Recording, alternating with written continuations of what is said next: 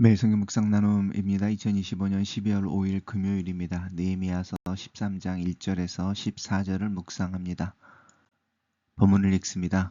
그날 모세의 책을 낭독하여 백성들에게 들렸는데 그 책에 기록하기를 암몬 사람과 모압 사람은 영원히 하나님의 총회에 들어오지 못하리니 이는 그들이 양식과 물로 이스라엘 자손을 영접하지 아니하고 도리어 발람에게 뇌물을 주어 저주하게 하였음이라. 그러나 우리 하나님이 그 저주를 돌이켜 복이 되게 하셨다 하였는지라. 백성이 율법을 듣고 그 섞인 무리를 이스라엘 가운데에서 모두 분리하였느니라. 이전에 우리 하나님의 전에 방을 맡은 제사장 엘리야십이 도비야와 연락하였으므로 도비야를 위하여 한 큰 방을 만들었으니 그 방은 원래 소재물과 유황과 그릇과 또 레이 사람들과 노래하는 자들과 문지기들에게 11조를 주는 곡물과 새 포도주와 기름과 또 제사장들에게 주는 거제물을 두는 곳이라. 그때에 내가 예루살렘에 있지 아니하였느니라. 바벨론 왕 아닥사스다 32년에 내가 왕에게 나아갔다가 며칠 후에 왕에게 말미를 청하고 예루살렘에 이르러서야 엘리야십이 도비야를 위하여 하나님의 전 뜰에 방을 만든 악한 일을 안지라. 내가 심히 근심하여 도비야의 세간을 그 밖으로 다 내어 던지고 명령하여 그 방을 정결하게 하고 하나님의 전에 그릇과 소재물과 유황을 다시 그리로 들어 놓았느니라. 내가 또 알아본즉 레위 사람들이 받을 몫을 주지 아니하였으므로 그 직무를 행하는 레위 사람들과 노래하는 사람들이 각각 자기 밭으로 도망하였기로 내가 모든 민장들을 꾸짖어 이르기를 하나님의 전이 어찌하여 버림바 되었느냐 하고 곧 레위 사람들 불러 모아 다시 제 자리에 세웠더니 이에 온 유다가 곡식과 새 포도주와 기름의 11조를 가져다가 곡간에 드림으로 내가 제사장 셀미야와 서기관 사독과 레위 사람 브다랴를 창고지기로 삼고 마따나의 손자 사꿀의 아들 하난을 버금으로 삼았나니 이는 그들이 충직한 자로 인정됨이라. 그 직분은 형제들에게 분배하는 일이었느니라.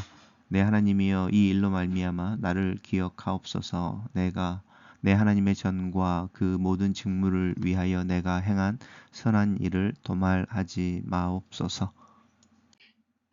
오늘의 본문은 이제 성전에 문제가 생기는 부분을 느헤미야가 다시 바로잡는 내용입니다. 그날이라고 하는 것은 이제 예루살렘 성벽을 완성하고 하나님 앞에 그 완공식 또 아니면 봉헌식을 하던 날인데 그날에 모세의 책이니까 신명기이겠죠. 신명기를 백성들에게 낭독해서 읽어줬다. 그리고 암몬 사람과 모압 사람들은 영원히 하나님의 총회에 들어오지 못한다라는 선언인 거죠. 우리가 알고 있는 발람과 발락의 이야기를 잘 알고 있죠.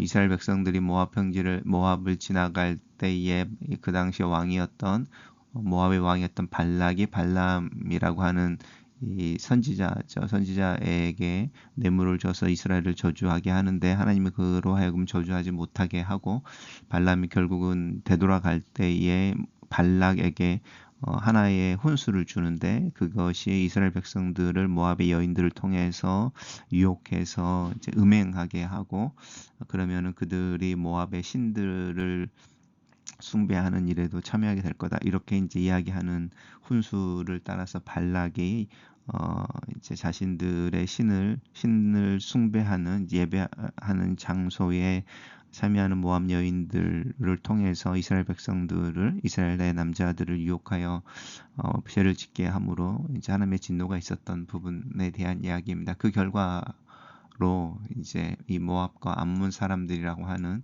이 사람들이 원래는 아브라함의 조카인 롯의 후손들이지 않습니까? 소돔과 고모라가 멸망하고 나서 산으로 피했던 롯과 롯의 두 딸 사이에서 태어난 아이 그 조상 그 후손들인데 그들이 이제 이스라엘과 완전히 관계가 끊어지게 되는 부분에 대해서 이야기합니다. 느헤미야의 특징 에스라 느헤미야로 오면서 이제 히브리 사람들은 에스라 느헤미야를 한 권의 책으로 이해하는데 느헤미야와 에스라의 이제 이렇게 하나님의 말씀을 직접 낭독하여 듣고 또 그것을 해설하여 주는 것을 듣고 이제 이런 장면들이 많이 나오게 됩니다. 이 당시에 이제 율법을 듣고 그대로 이제 자신들 무리 중에 이스라엘 중에 있는 이방인들을 특별히 암몬과 모압 사람들을 분리해 냅니다. 느헤미야 시대가 종교적으로 깨어 있었다, 영적으로 깨어 있었다라고 하는 것은 이 말씀에 대한 반응이겠죠.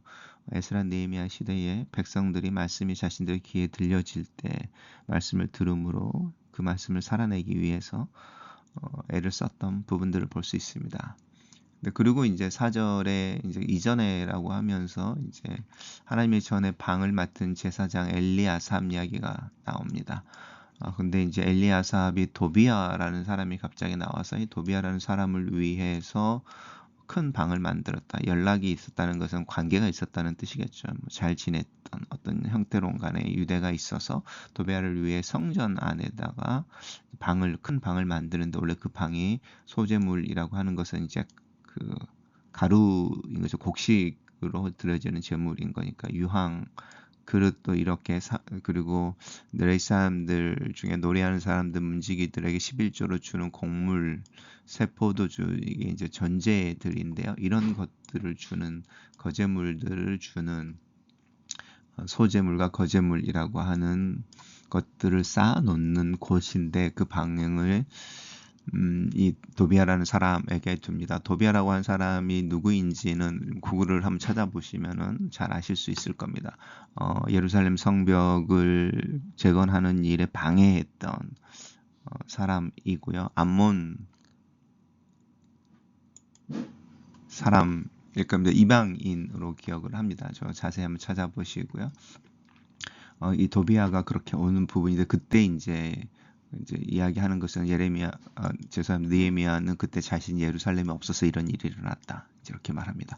당연히 이제 거제물과 소제물을 쌓은 방을 없애버렸으니까 그 뒤에 보면 레위 사람들과 노래하는 사람들에게 받을 목이 돌아가지 않고 이런 일들이 돌아가 버리는 거죠. 순식간에 느헤미야라고 한 지도자가 없음으로 말미암아 이 성전, 회복되어졌던 성전의 기능과 또 하나님께 제사하는 이런 부분들이 흠이 되는 거죠.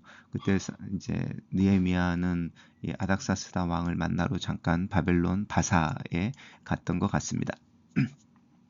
그리고 돌아와서 이제 그 상황을 알게 된 후에 이 도비아의 세간을, 그 방을 비우고 다시 방을 정결하게 해서 회복하는 부분이고, 레위 사람들 다시 불러서 제자리에 서게 하고, 그래서 성전의 기능이 이제 다시 재기능을 할 수 있도록 이렇게 한 일에 대한 기록입니다. 마지막에 나의 하나님이여 이 일로 말미암아 나를 기억하십시오.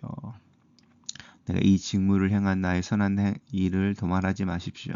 얼른 보면은 느헤미야가 자기 자신의 어떤 행위를, 선한 행위를, 하나님을 향한 열정을 기억해 주시길 원하는 것 같지만, 내가 행한 선한 일을 도말하지 마십시오, 이것은 단순히 기억하십시오 의미를 떠나서 이렇게 성전의 기능이 회복되어져 있는데 다시는 내가 없다고 해서 성전의 기능이 망가지거나 거기에 문제가 생기는 일은 없게 해주십시오. 이런 기도로 이해할 수도 있습니다.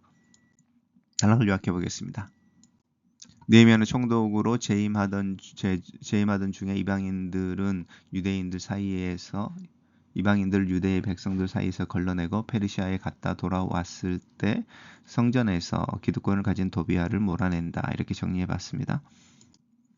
하나님은 우리가 이 세상과 구별되기를 원하십니다. 그래서 백성들은 자신들 사이에 섞여 사는 하나님을 대적하는 모든 이방인들을 철저히 가려 모두 내보냈습니다. 경계가 느슨한 틈을 타서 다시 내 삶에 들어온 죄는 없습니까?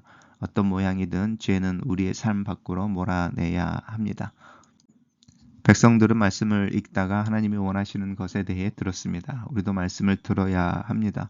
나는 매일 말씀을 묵상하고 있습니까? 하나님이 무엇을 기뻐하시고 싫어하시는지 말씀에서 발견하고 있습니까? 또 말씀을 깨달았으면 그 깨달음에 대해 어떻게 반응하고 있습니까?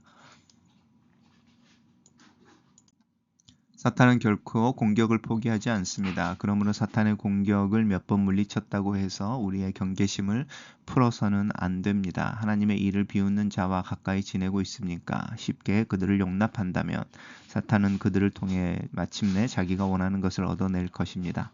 하나님의 말씀에 어긋나는 줄 알면서도 타협하거나 포기하는 일은 없는지 자신을 돌아봅시다. 사탄은 우리를 공격할 줄 아는 가장 좋은 시간과 타이밍을 알고 있습니다. 느헤미야가 봉헌식을 끝난 후 잠시 바사로 돌아간 동안 하나님의 역사를 비웃던 도비야가 성전의 큰 방을 차지했습니다. 마음에 항상 진리의 말씀을 두어 사탄이 틈을 얻지 못하도록 해야 합니다.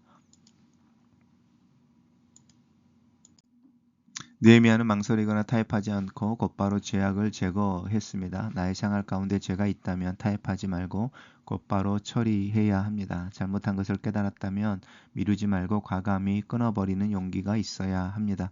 느헤미야는 자신의 개혁 조치들이 좋은 결과를 얻을 수 있도록 하나님께 인도했습니다. 하나님이 지속적으로 돌보지 않으면 하나님이 맡기신 일을 제대로 해낼 수 없기 때문입니다. 글로 쓰는 기도입니다. 살아계신 하나님 말씀을 배우고 따라 살아내는 삶을 위해 기도합니다. 항상 깨어 있어서 하나님의 음성에 민감하며 마음에 진리의 말씀을 두어 시험과 유혹에 빠지지 않도록 도와주시옵소서.